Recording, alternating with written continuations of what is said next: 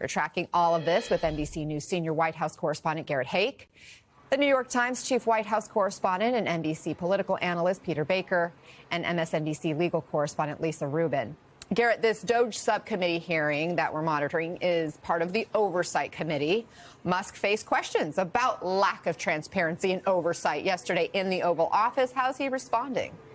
Well, Musk's argument is that he is being transparent by posting about the cuts and the projects that DOJ is canceling on X and on DOJ's website. He also said something kind of unusual for a Trump White House-related press conference. He said, I'm going to make mistakes, I'm going to screw stuff up, and essentially that the oversight he's getting is from the public. Take a listen to part of what he had to say about this during that Oval Office presser yesterday.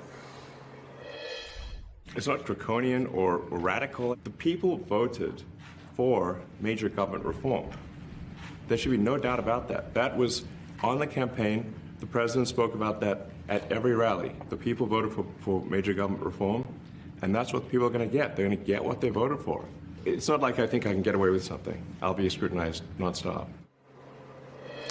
Musk also said, or did not say, I suppose is the right way to frame this, that he's recused himself from any particular piece of business. He was asked repeatedly about contracts with the Pentagon, for example, where SpaceX is a major contractor, and said that he hasn't touched anything related to that yet. There's no indication that he won't when it comes the time to do that. And we're going to talk more about potential conflicts of interest in just a moment. But, Peter, just if we take a step back, the visuals of all of that, Musk in the Oval Office, President Trump in some ways almost appeared to be a sidekick to Musk. Were you surprised to see President Trump cede the spotlight like that? Yeah, that's pretty unusual for a Trump White House, no question about it. There's only one, maestro of the Trump circus, and that's President Trump. He doesn't like to see the spotlight. He doesn't like it when somebody takes the stage, in effect, and upstages. And now we don't know how he felt about this. It was his, inclination to give Elon Musk this spotlight. But you watch his face as Musk goes on, and you can sort of interpret what you see there as somebody who might not necessarily, accept this kind of upstaging for very long. It's not his nature. But look, Elon Musk has been empowered to be a virtual prime minister in this government. He's been given extraordinary latitude. We've never seen anything quite like this. And so this is the first time that he subjected himself to, questioning by reporters. And that's actually kind of important. And Garrett, minutes after that press gaggle with Musk, President Trump actually put out an order giving DOJ even more power over the federal workforce. Tell us about that.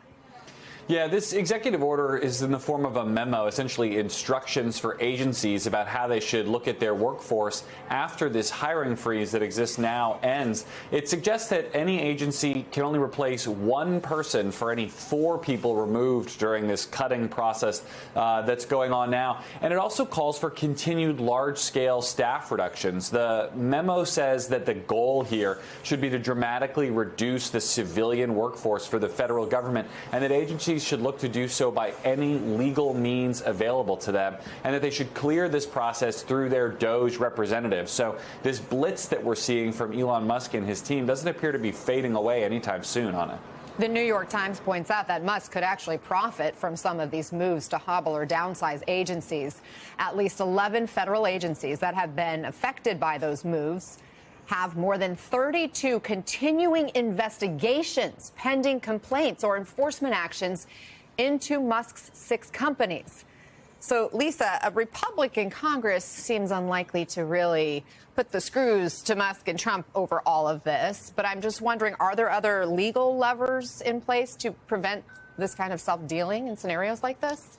It depends. I mean, I think it's up to the courts, but it's also up to the American people and those who have been injured or who could claim plausible injury from some of these actions to bring the sort of legal cases that would bring these sorts of conflicts of interest to the fore. If somebody can say plausibly that they have been concretely injured by Elon Musk's self-dealing, they might have the kind of claim that would lead to a successful court fight. But we haven't quite seen that materialize yet, Anna, in part because there's a lack of transparency around what DOJ is doing, despite Elon Musk's claims that all that information is available on his website or through DOJ's X account. And there's just so much happening. It's hard to keep up. Peter, you point out that some of the most contentious moves that we've seen in the past few weeks were ideas that that President Trump toyed with the last time around, but was ultimately persuaded to drop. So what is driving this apparently emboldened and more decisive Trump 2.0?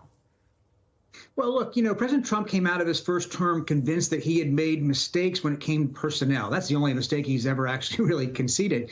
And of course, the mistake are the people who are around him and tried to thwart him or talk him out of things or tell him things he wanted to do were illegal or unconstitutional or unwise.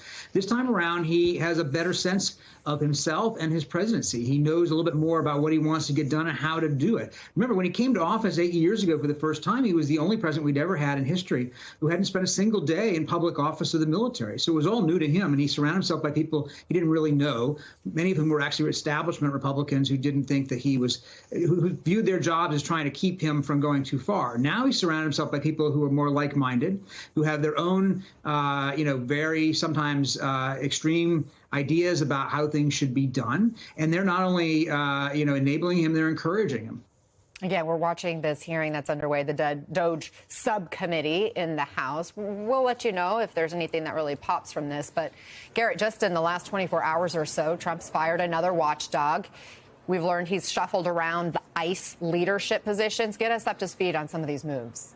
Yeah, on the Inspector General's front, the White House has fired the Inspector General of USAID in a fairly terse email that essentially says, you've been terminated effective immediately. Thank you for your service.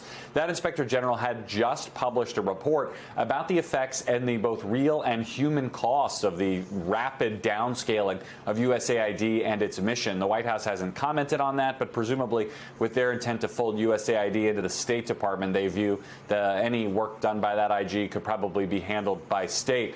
As for ICE, the top two officials on the enforcement side, our team has learned, have been demoted. They've been replaced at the top of the enforcement side by the person who had been running the ICE office in Boston. This comes amid reporting, including from NBC News, that the president has been growing frustrated that the pace of arrests and deportations isn't faster. The White House has denied that reporting. The president has shrugged it off, but clearly that is not the case given this move to replace top leadership at Immigration and Customs Enforcement.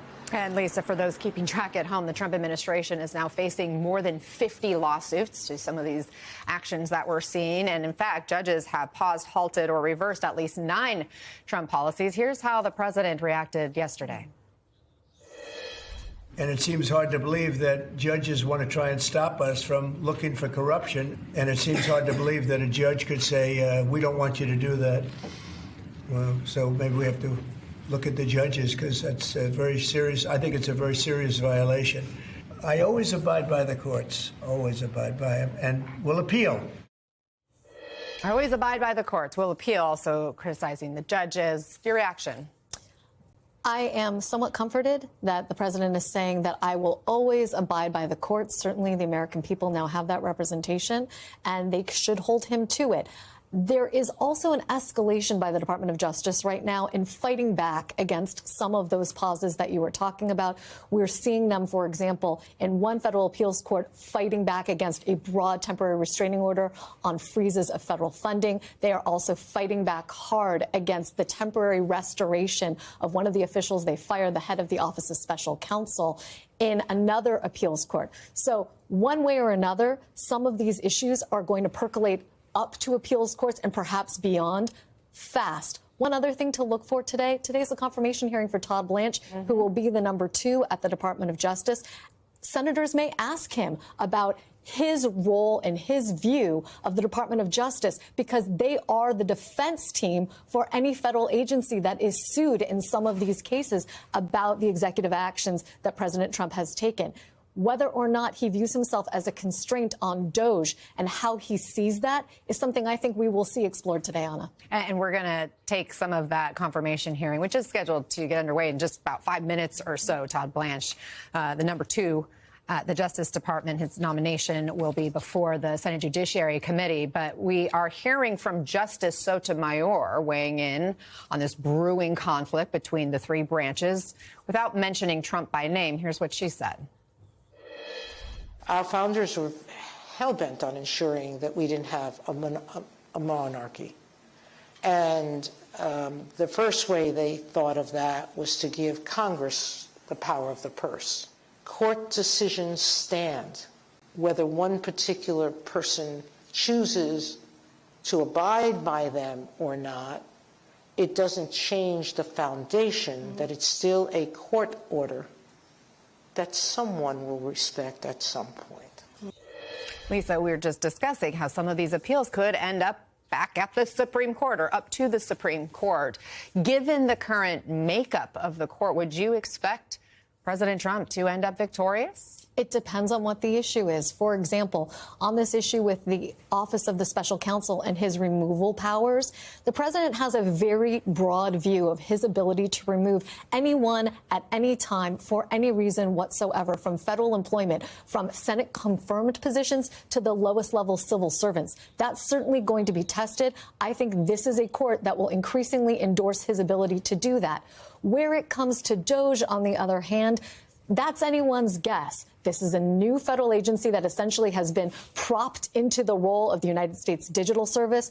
The way in which they are going about their business with no Senate confirmation, lots of political appointees, no transparency. It's not that the court will endorse corruption and waste. Nobody endorses corruption and waste. But the lack of transparency, the lack of political accountability, you could see a court rein in DOJ in some respects. And there are laws around the process of how some of these moves are supposed to go, especially with Congress being the oversight body, being able to approve some of those moves.